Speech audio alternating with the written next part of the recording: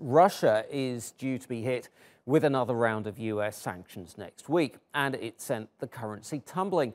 The Russian ruble has fallen 7% against the dollar in the last month. President Vladimir Putin's spokesman has moved to assure the public that the economy and markets are stable, but many are skeptical.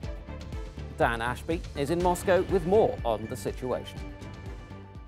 Hello, Dan. Good to see you. So let's talk about what is facing the Russian economy right now. How serious is the pressure on the ruble right now?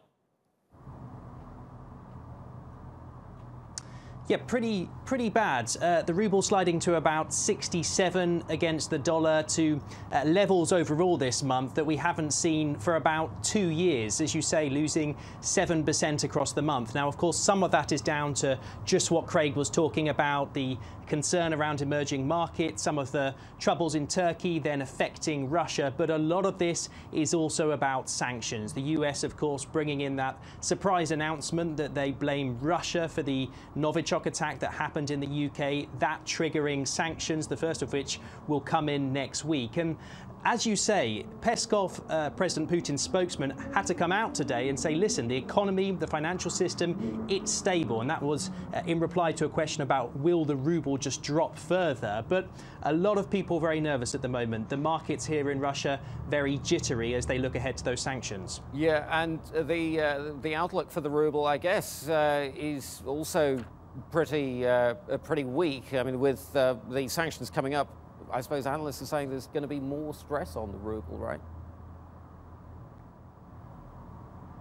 Yes, exactly. We get that first round coming next week, those sanctions, looking at hardware, if you like, top-end hardware, export licenses going from the US to Russia. Now, the general consensus is that's not going to have a huge effect on the economy here. The concern is about what comes after. There's this bill going through US Congress. If it gets signed off, it will look at curtailing areas of investment in new Russian sovereign debt, Russian state banks operations in the US, all sorts of sectors. There's also been reports looking at aviation, oil and gas.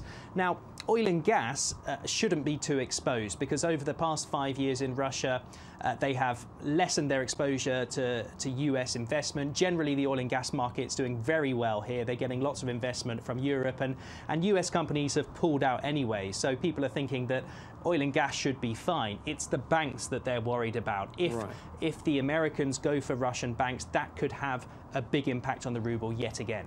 Dan, and very quickly, just give us a broad idea of what this is likely to do to US-Russia relations. Well, I sat down yesterday with Lieutenant General Brzezinski. He is one of the top military minds in Russia. He's overseen treaties going back years, really high up in the army. And he said he thinks this is going towards war. That is how concerned some members of the Russian establishment is. He says it's already economic war, it's already diplomatic war, and there's only one other type of war left. So that is a phrase that's coming out of a lot of politicians as well. So they are very concerned, they are very angry. Of course, Russian politicians have said this sort of thing before, and there hasn't been a war on that scale, but nonetheless, concerning times in Moscow.